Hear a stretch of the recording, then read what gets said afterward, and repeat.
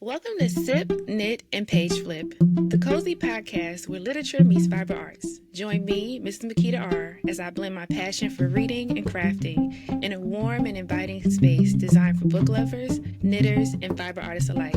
Each episode, you'll enjoy engaging discussions about your favorite books while sipping on a cup of tea, wine, or coffee. Get ready for delightful conversations about latest literary gems, classic reads, and everything in between, all while sharing tips and tricks for knitting and other fiber arts. Whether you're nestled in your favorite chair with a good book or working on your latest project, this podcast is your perfect companion. So grab your needles, your favorite beverage, and let's create a tapestry of stories together.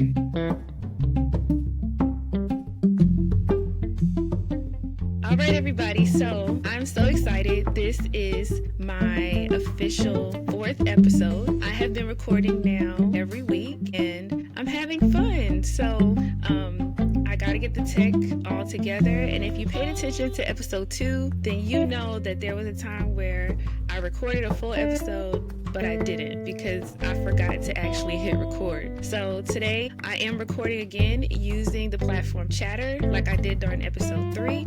And I'm so excited. I have a live audience, but it is a little bit nerve-wracking, you guys. We do Facebook Live, Instagram Live, and you don't exactly get to talk back. You read comments. That's one of the great things that I do love about Chatter is that we actually get to have conversations. So before the podcast actually started, we were just kind of talking a little bit with the live audience, and I will admit, even though it does make me a little nervous, it is still fun. I still enjoy that community and that connection part. So I want to invite you to the podcast. Thank you so much for joining me. I am honored that you have decided to take this time with me and with our community. If you are someone that would like to get connected, then make sure to check out all of our socials.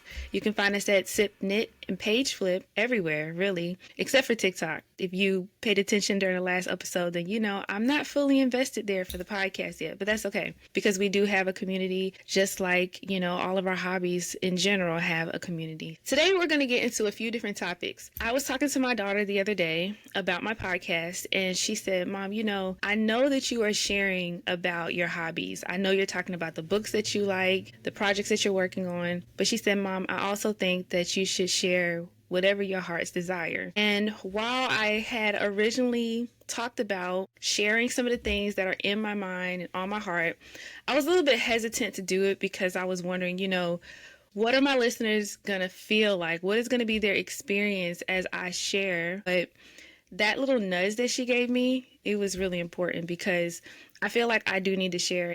When I released the last episode, I took a clip from it and I shared it on my TikTok. And it wasn't about my projects. It wasn't about my current reads. It was really about the patience that I have gained through knitting. And I talked about how when I first started, I really just wanted to cut a knot out of my project or, you know, throw it down and not finish it. But because I've been knitting now for 18 years, I have a bit more patience.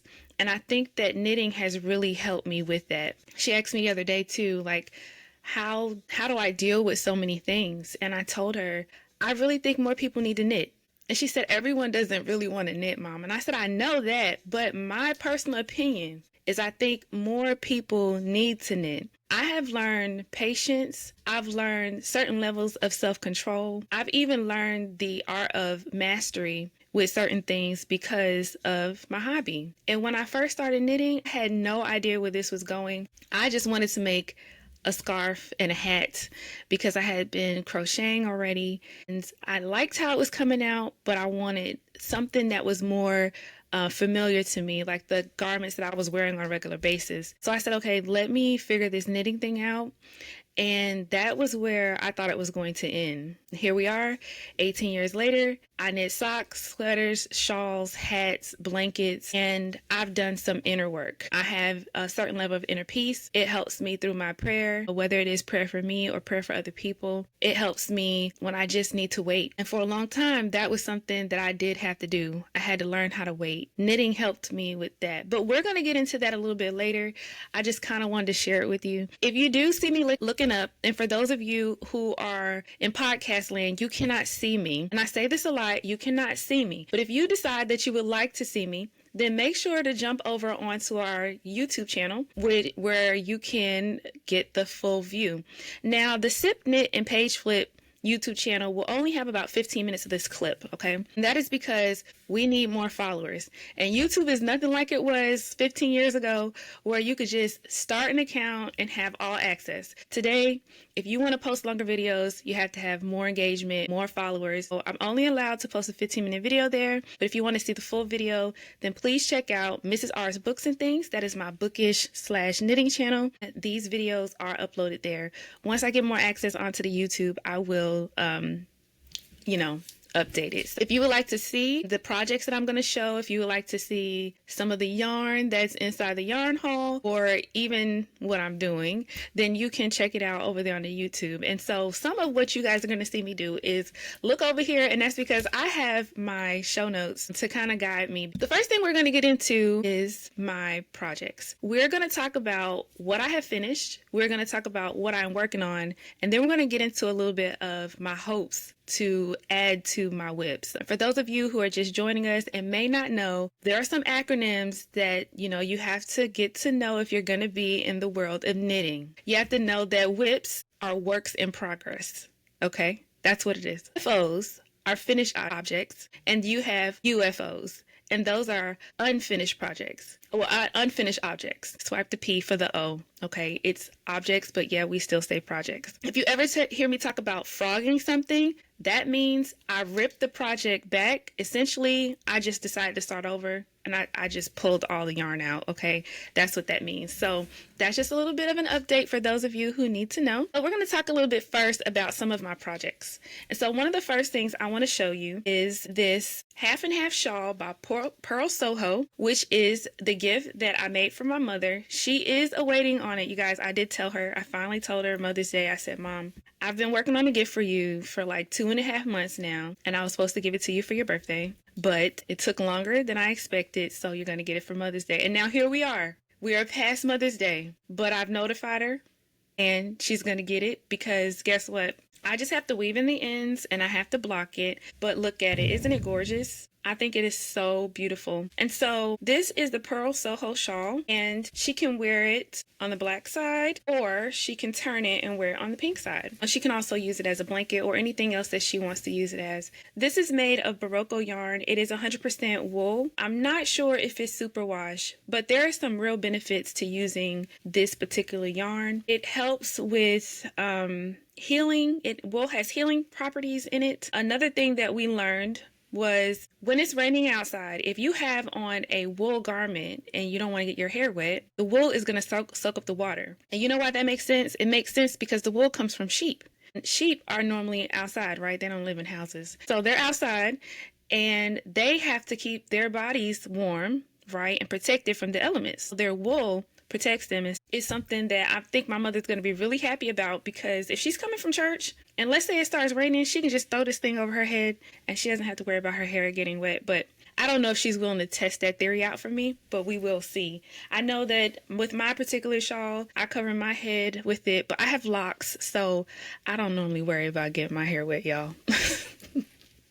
Okay, this is one project that I am very proud of. It took me quite some time to finish it, but I'm finally finished, kind of. I still have to block it, still have to weave in those ends, and I have to give it to her. She did tell me that if she does not get it in about a week, she will be showing up at my front doorstep and coming to confiscate her item because it is hers. So, and rightfully so. It took me so long to actually give her birthday socks last year. I finished them, I had to block them, and I was nervous because I just started making socks for family members outside of my household.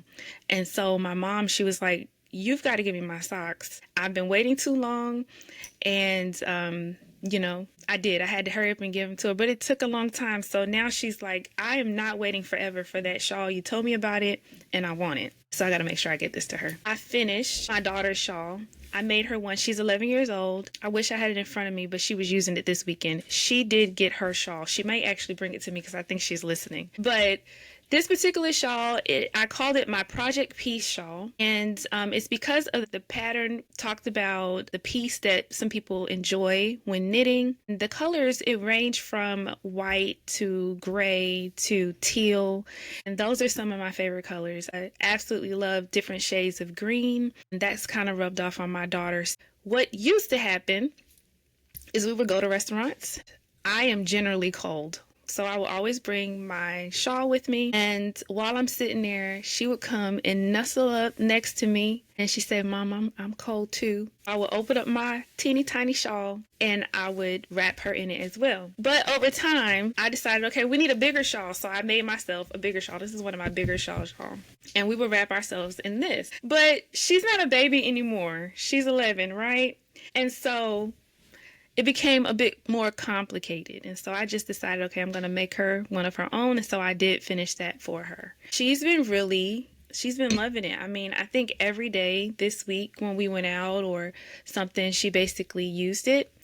The joy that I see on her face when she is wrapping herself in that shawl, it really makes me happy because I spent my time, my energy, my effort making that for my baby. And I am a believer that you can put your energy into what it is that you create. So I put my love into it and she enjoys it. Next, we're going to talk about my whips. Now, one of them I frogged because I wasn't feeling it. I was working on a purple sock. I started the sock because I just wanted a project that I could take with me as I headed out, in the car, waiting on my girls while they're in dance and gymnastics, things like that. And it worked for a time, but then I realized it's not really what I wanted to make. And I could have kept it. I could have just let it hibernate and sit, but I just had to be honest with myself. I'm not going to wear that. I'm not going to wear those socks. So I took it out. It's actually a cape. And it can be a capelet. And so I'll show you guys a picture, but this is how far I've gotten with it so far. And I just realized I am not describing things for those of you who cannot see in podcast land. So I have to do better. I know that if you paid attention to my previous podcast, you know that my mother's shawl is pink. It's a pinkish purple and black. And it is 2 triangles that are put together to make a square. Now, this particular item that I'm showing right now, it is a purple heather yarn from Knit Picks. It is a 1x1 fisherman rib, and the neck of it is just straight fisherman rib for about 10 inches. And then after that, we have a basket weave pattern in the back of the neck, the back of the cape. In the front, I am doing cables. This project is so busy. This is not a TV knit. This is not something that I can just forget about and just work on and not pay any attention. This is a focus and get her done project. Yesterday morning and the morning before, and I really spent some time and gave my attention to this project. I learned something new. It's the first time I ever did a purl front and back. It's the first time I ever did a make one left purl and a make one right purl. These are all new stitches for me. And it's good. It's good for me that I am learning new things with my hobbies because I don't want it to get boring. I don't want to feel like there's no challenge here. It's nice to have TV knitting. It's nice to do things that I can just relax and do. But then sometimes I'm up for the challenge. So that's this particular project. And I'm going to pull it up so you can actually see it. Again, if you would like to see it, this is going to be inside the show notes, but it's also going to be on the YouTube channel. And for those of you who are live, you get to see it too. So this is the cape. It is by Knit Picks. As you can see, there are cables all down the front of it. It can be a cape or a capelet. The capelet would stop at the elbow, but the cape goes all the way down to about mid-thigh. And so I've already done the neck. Now I'm working on the shoulders and the back. It's just downhill, literally, from there. Now I want to show you the back of it because the back is a basket weave pattern, which I think is absolutely gorgeous. And then on the bottom, it has this horizontal cable. This is called the Nuala Cape, and I really like this. It came in my email one day and I was like, oh my gosh, I have to make it.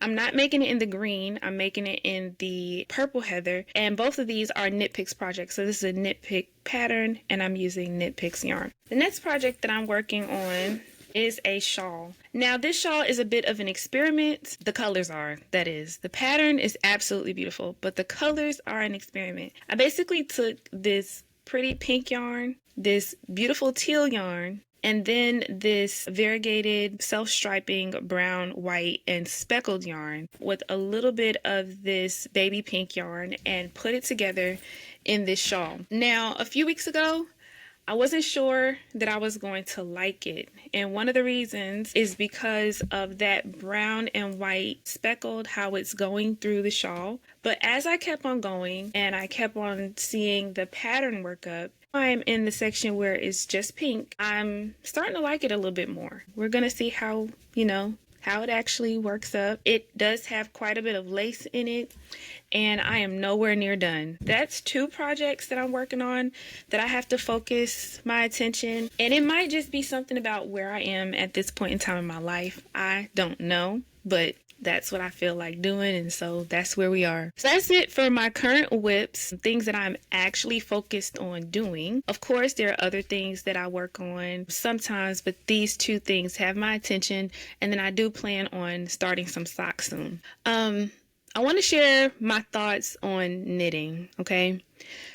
I feel like knitting is something that has brought me so much joy. It is a solitary process, it's something that I do by myself, but it's also been something that has helped me to be a part of and to create community. When my family and I have moved across the country many times, there were times where I didn't really know anybody. How was I going to meet someone? And going to different yarn shops and festivals really gave me a chance to get to know groups of people that were different from me, and some were the same, but that I had a lot in common with because of this particular hobby. It helped me to create community, kind of like, for some people, whether you go to church or, whatever your religious practice is, sometimes that thing is what helps you to create community. So for me, knitting has helped me to create community, and even during the pandemic, there were times where I was meeting with my book clubs, but I was also meeting with groups of people who knitted, and we would do these things live. We would join each other on Zoom. We would meet up. It's how I got started in Discord, is just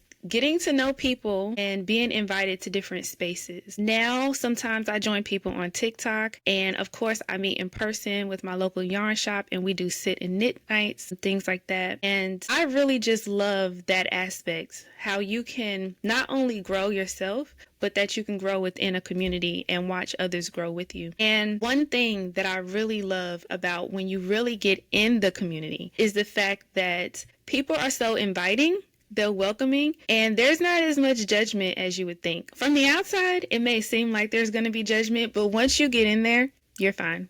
There's not that much judgment. That's one of the things that I love about knitting. Another thing is the freedom of creativity. I absolutely love that I can start a project whenever I want, but I can rip it out. I can just decide I don't want to do this anymore, and I can rip it out, and I haven't hurt anyone. The world is not over. Nothing bad is going to come from it. I just have this freedom to just say I'm done. But in the same instance, I could decide, I want to start it all over again. I changed my mind. And again, nothing comes from it. I can create something beautiful, or I can experiment and create something ugly. I mean, I can create something ugly on purpose too, but I love the freedom that it gives me. I love that I have been able to really test my boundaries. I've been able to make a teeny tiny, I can't remember, it's not a shirt, but it's like not quite a cardigan either, but it was for my baby. She was only a month old, and I was able to slip this teeny tiny thing on her. But I've also been able to make a huge sweater for myself. I've been able to make socks for my family. And then when my son began to experiment with how he wanted to dress and express himself, and this is one of the ones that's into fashion, he said, "Mom, I need you to crochet me a hat like this." And I talk a lot about knitting, but I crochet too. And he said, "Mom, I need you to crochet me a hat like this." And I was like, oh my God, I've never done that before. I don't know if I can do it. But it was just granny squares. I had to put all the granny squares together and then make him the hat. And he liked it. I don't know how much he wore it, but he liked it. I've also been able to make myself hats and scarves and gloves. But, just that sense that I can make garments if I want to. I could make the blankets if I want. But I mentioned this before, there's that expression. There's that thing I get to do to take what's inside and demonstrate it and pull it out. But then there's also this impression. I don't even know if impression is a thing. I'm going to make it a thing. But basically where we take what we're doing and we let it affect us on the inside. And I'm sure there's an official word for that, but I'm using impression. So yes, I love the freedom of creativity that I have when it comes to not just knitting, but my fiber arts, because I knit, I spin, I weave, I crochet. I'm learning how to embroider, and I want to sew more. So go figure. So now that I'm talking about my thoughts on knitting, I actually want to talk about some of the benefits of knitting. And this is the part of the podcast where I think that I want to encourage you that if you're not already someone who knits, maybe you're a crocheter, maybe you don't do any of these things, maybe you're just tuning in to show support, or maybe you just started knitting and you're just trying to figure out, is this what I want to do? Perhaps you're someone who used to knit and you put down your knitting needles. This is me telling you to pay attention, because I actually think you should pick them up again. Okay. There are a lot of benefits to knitting, and some of them I've kind of already talked about, and others of them I have not, but I'm just going to kind of go over them a bit. And I do want to say many of these are things that I have personally experienced, and I think they would be beneficial to you and even just to a lot of people today. Knitting is something that stimulates our brain functions. It actually helps our cognitive abilities. It stops the decline that many people face. So it helps with preventing, or I guess slowing, Alzheimer's and dementia. And the reason why is because it helps with memory and attention and problem-solving skills. So sometimes just the process of remembering that you need to knit versus purl, or like in that one pattern that I'm doing, the cape, I have to do a series of stitches that I have to use my mind for. And I'm not saying we don't use our mind for everything. That sounds kind of crazy. But I am saying that I have to remember the set of, I guess I would say, motions that I have to achieve in order to, accomplish my goal of making this project. We have to read patterns if there are, certain things we want to create, or we have to create the pattern and work from memory. So for me, I've been making socks so long, I don't need a sock pattern, but I do need to remember the process of making the sock. Just that in of itself helps me to keep my mind sharp. So if you're somebody that's trying to, stay on top of things when it comes to your memory, you can knit.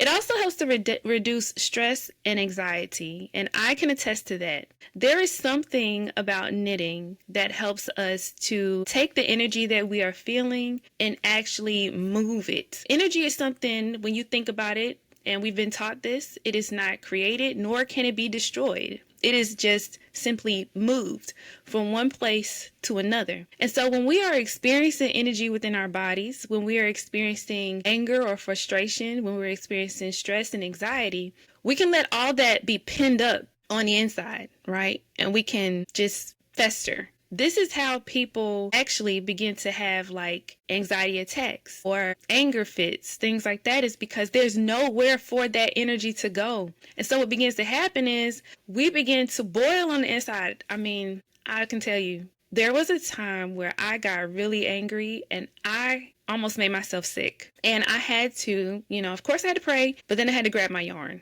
because I knew that there was something else that I needed to do. And by knitting, it helped me to move that energy, to get it going, take that energy and put it somewhere. For a little bit, because I've been married for 23 years, if I was angry or if I was upset, I would go clean the toilet or put that energy towards something. I'm not cooking dinner because I can't cook dinner upset. I don't want to put that into my family's food. But I would just take that energy and move it. And this is actually one of the ways that I learned about controlling my emotions. Is one of the ways that I learned how, to take what I'm feeling and use it for something else, to use it for something creative, to use it for something positive. There are ways and reasons why our energy can be used for something which someone may term as negative. But, and I guess I would say, like, if you have to protect your family, but in this instance, taking that frustration, that anger, that stress, that anxiety, and actually using those two needles and working on a pattern, working on a project, it helps. We're using both sides of our brains when we knit.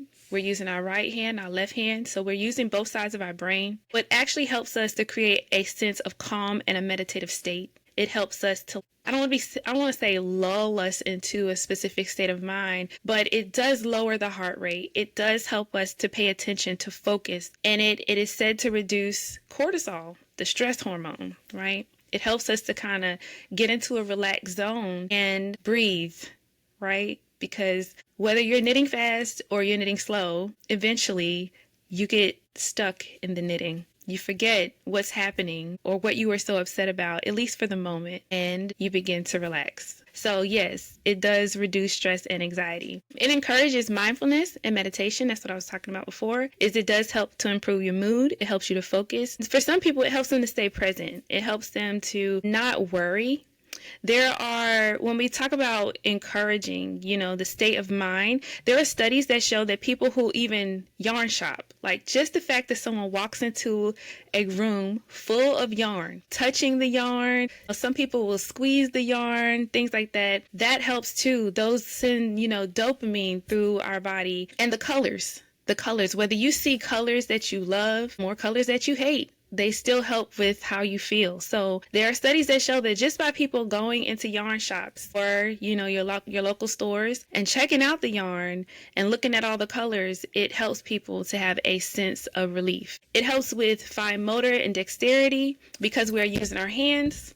Tapping the mic. Because we're using our hands. And depending on the type of tools that you are using, it also helps. I personally have a copper set of needles. I have wood needles. I have metal needles. When we work with different types of yarn, whether it's wool, because we have certain conductors, certain things that absorb different types of energy, certain things that have healing properties. And I don't know if you know this, but the fabrics that you wear, they actually carry a certain level of frequency. So you can look this up. If you wear spandex or nylon, certain things, even polyester, certain things are going to have a lower frequency level and they can actually pull from your body, whereas other things add to your body, like linen, wool, cotton. Wool vibrates at 5,000 megahertz, I think it is. Cotton can go anywhere from 100 to 5,000 megahertz. And if you're wondering why is this important, it's because when we're talking about your mood, when we're talking about how your body operates, the things that affect you, your frequency is important, your energy levels are important, there's sound vibration, and regardless of your spiritual beliefs, this is science. And so if you're not feeling good and you wake up in the morning, let's say you woke up and you've been up for hours and you don't eat or you don't drink, you're going to be hungry. That's science, right? And so it's the same thing when we're talking about how the things that you hold, the things that you do, the things that you wear, how they affect your body. And so knitting is like that. There are times where I'm working with, let's say, a wool garment and I have a copper needle. I will feel a certain amount of energy in my hands. And the reason why I know is because I deal with carpal tunnel. And so there are times where my hands hurt. That's one of the reasons why I learned about this and I began to explore these topics, is because I wanted to knit. I didn't want to stop doing my hobby just because my hands hurt. I needed to figure out how to make it work. And so I began to do research. And that's where I learned that the materials that I use will actually be like conductors of the heat. It actually helped to heal my body and make me feel better. That's something it can help with too. It can help with anxiety, depression, as I mentioned before, helping you with solving problems. It'll also help you have a sense of accomplishment. Now, I talked about like ripping out projects, right? But I know that if you are watching me here, if you're live or if you see me on YouTube, then when I'm talking about the things that I finished, you see my excitement. You hear my joy here in the podcast. Because you see, I love when I have finished something I can wear, something I can give away. It feels good. I mean, even if it's small, it feels good. And so it helps with that. This is one of the reasons why I taught it to my children, is because I saw the benefits with myself. I saw how it helped me to think and process and feel certain things and how beneficial it was. So, I really encourage you to do it. And last but not least, again, it helps with community. So here you are listening to this podcast, whether you join on social media, whether you're here live on Chatter, whether you watch on YouTube, or whether you decide to join my Discord, you're deciding to partake in the community, to come alongside us and work on things that you love, and then to engage and to talk about it. Because there's no way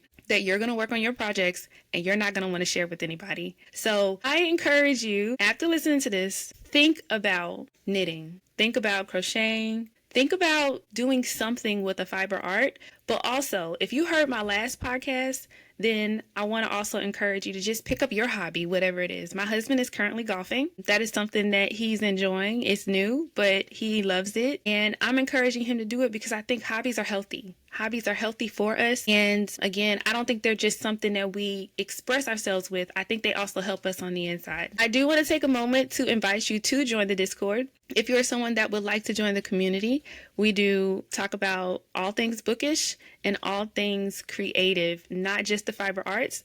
We talk about paper crafts and sewing, and we will be talking about cooking because I've learned that while I've cooked for a long time for my family, I've learned how much I really love not just eating the food, but cooking the food. And one of the reasons why is because I'm a vegetarian. And for the past 3 years, I haven't been able to eat meat. But it has still brought me so much joy to cook the meat in different ways. My family said, have the response of, it's great. I mean, even on the times where it's not so great, I'm like, okay, I can get better at that. And what I am learning is that I can season food by smelling it. I can season food by, looking at the seasoning. You don't have to taste it in order to know that it's seasoned well. So yes, I'm going to invite you to that. And so the link for the Discord is inside of the show notes. We've talked about the benefits of knitting. We've talked about my whips. We talked about my finished projects. And now I just want to share with you really quick a yarn haul that I did yesterday. So I don't know if you know, but Joann's